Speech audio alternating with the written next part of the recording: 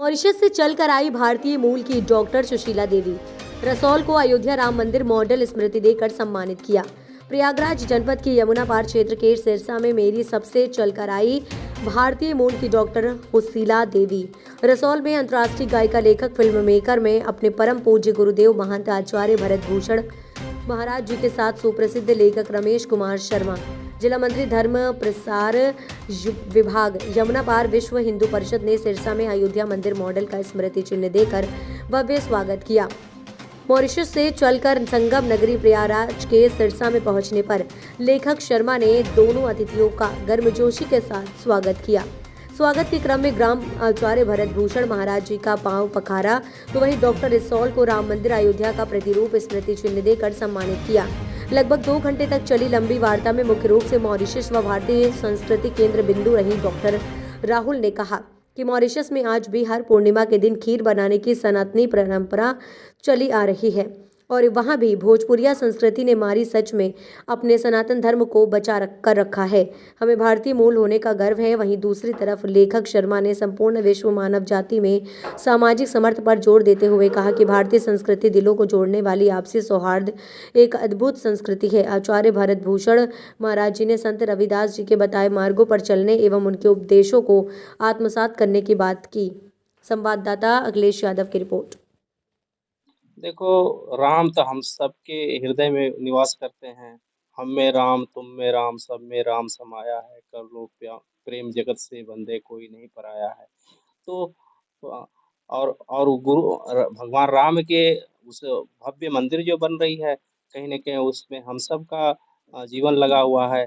और उसमें मैं स्वतः जो है काशी में पहले संतों में से मैं प्रथम संत के नाते मैं ये कह सकता हूँ कि वो जो काशी का वो अयोध्या का जो आमंत्रण है, वो काशी में मुझे पहला आमंत्रण प्राप्त हुआ है। ये तो आनंद का है।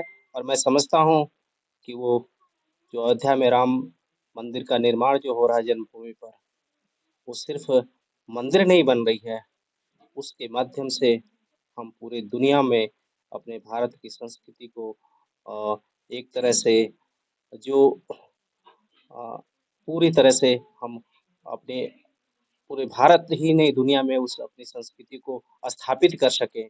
क्योंकि भारत ही ऐसा देश है जहाँ पर आध्यात्म बसता है और जीवन जीने की कला सिखाई जाती है। तो उसके माध्यम से पूरा दुनिया आज राममय हो रहा है। ये आनंद का विषय है।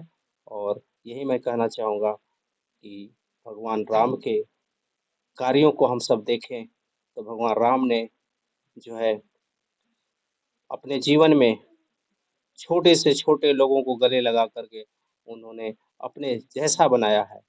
तो वो तो सबके लिए आदर्श हैं, हम सबके लिए आदर्श हैं। और उनका उनका जो है जीवन हम सबके लिए आदर्श है।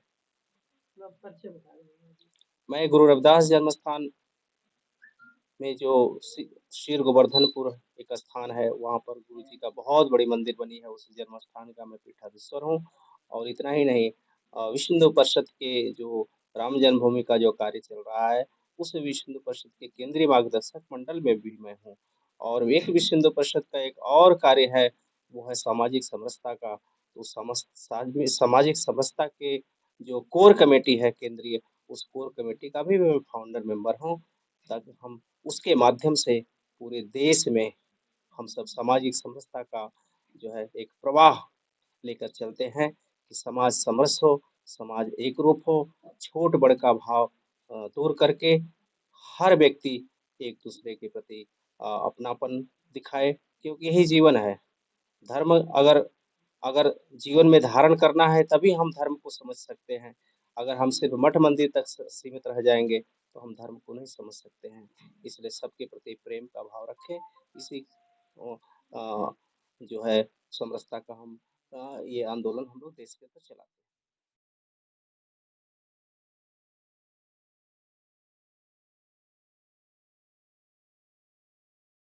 हैं। यानी दिनांक 5 जनवरी 2024 को थाना न्यू आगरा को सूचना मिली कि थाना न्यू आगरा अंतर्गत ग्राम पथवारी में एक व्यक्ति जिसका नाम बंटी उर्फ तुरईनाथ था, उसका शव वहीं गांव में जंगलों के बीच में पड़ा मिला।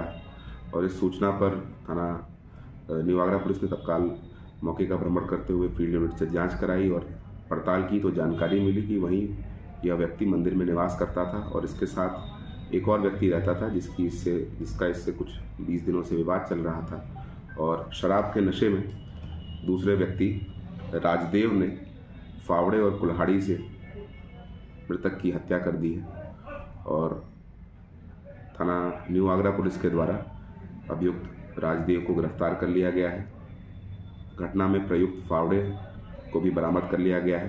थाना न्यू आगरा पर अभियोग पंजीकृत करके आवश्यक विधिक कार्रवाई की जा रही है।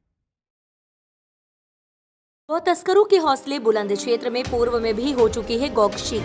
गौवंश का वध कर अवशेष खेत में फेंकने से हिंदू संगठनों में आक्रोश व्याप्त। उत्तर प्रदेश में योगी के सख्त लॉ ऑर्डर के बाद भी नहीं थम रही है गौ हत्या। जी हां, आज हम बात कर रहे हैं बरेली के थाना फरीदपुर क्षेत्र के ग्राम नवगवा में स्थित खेतों में गौवंश के अवशेष मिले हैं। खेतों में गौवंश के अवशेष मिलने से हिंदू संगठनों में भारी रोष व्याप्त है।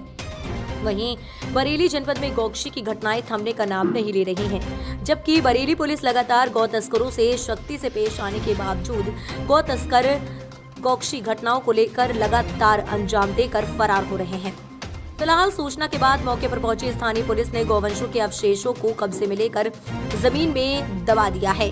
वहीं पुलिस ने पशु अधिनियम के तहत मामला दर्ज करते हुए अज्ञात गौवंशों की तलाश शुरू कर दी है। वहीं पूरे मामले में सीओ फरीदपुर गौरव सिंह ने बताया कि आज थाना फरीदपुर कोतवाली क्षेत्र में गौवंशों के अवशेष मिलने की सूचना प्राप्त हुई थी, जिसके बाद अवशेषों के कब्जे में लेकर जमीन में दबा दिया गया है। वहीं मुकदमा दर्ज कर आरोपियों की तलाश शुरू कर दी है। संवाददाता देवेंद्र पटेल की रिपोर्ट। दिनांक 5 जनवरी 2024 को सुबह सूचना प्राप्त हुई कि ग्राम नौगवा थाना फरीदपुर में कुछ गौवंशीय पशु के अवशेष सड़क किनारे प्राप्त हुए हैं। उक्त सूचना पर थाना पुलिस द्वारा स्थलीय निरीक्षण किया गया। पशु चिकित्सक द्वारा अवशेषों की जांच कराई गई तथा अवशेषों को दफन कराया गया। गौवध अधिनियम की सुसंगत धाराओं में अभियोग पंजीकृत कर अग्रिम वैधानिक कार्रवाई की जा रही है। लखीमपुर खीरी से आ रही है। पिछले 4 दिनों से पुलिस को गुमराह कर हिंदू नाबालिग युवती व विशेष समुदाय का युवक हुआ रफू चक्कर। आज करीब शाम 4 बजे हिंदू संगठन व एकल फ्यूचर टीम के पदाधिकारियों ने अपनी टीम के साथ पुलिस चौकी पहुंचकर बताया कि अगर 24 घंटे में नाबालिग युवती को बरामद न किया गया तो भारी संख्या में सड़कों पर उतरकर उच्च स्तर पर आंदोलन करेंगे। जमालुद्दीन अंसारी, जिला ब्यूरो चीफ, लखीमपुर खीरी। क्या हुआ? कोयल का एक मामला है जिसमें नाबालिग लड़की थी, लड़की हिंदू थी, उसको मुस्लिम लड़का पहला फुसला करके ले गया है। 2 तारीख का मामला है। 2 तारीख को ही रात में पुलिस ने एफआईआर दर्ज, लेकिन अभी तक कोई कार्रवाई नहीं हुई। इसलिए हम लोग पहले लड़की के घर पे गए थे, उसकी माता से मिले, उसकी दादी थी, उसका एक छोटा भाई है और उनके घर में कोई कमाने खाने वाला भी नहीं है। उनके यहाँ 3 से 4 दिन हो गए खाना नहीं बना है और वो लोग काफ़ी परेशान थे, रो रहे थे कि प्रशासन ने उनका साथ नहीं दिया। उनको मुस्लिम यहाँ के ओएल के डराने व धमकाने का प्रयास कर रहे हैं। वो लोग घर छोड़ करके मुझसे बता रहे थे कि हम घर छोड़ करके बेच के हम लोग यहाँ से चले जाएंगे भैया, क्योंकि हम मजबूर हैं। यहाँ पे कोई कानूनी कार्रवाई हमारी नहीं हो रही। वो कहीं चौकी आई थी तो मुस्लिम पक्ष यहाँ पे चौकी पे था। उन्होंने मुस्लिम पक्ष ने हिंदू लोगों को डराने का प्रयास किया। जो उनकी माता जी थी, काफ़ी व्रत भी हैं, उनकी दादी बहुत ही रो रही थी। हम लोग कभी संगठन सब लोग आए हुए थे संगठन के साथ में, और दरोगा जी से बात हुई है। दरोगा जी ने कहा है कि हम प्रयास करते हैं, लेकिन अगर 24 घंटे में अगर लड़की बरामद नहीं होती तो यहाँ पे बहुत बड़ा आंदोलन होगा। क्षेत्र का हिंदू हमारे साथ तैयार है, बिल्कुल तैयार है कि खुल करके रोडों पे आएगा और लड़की को फिर हम लोग अपने तरीके से बरामद करेंगे।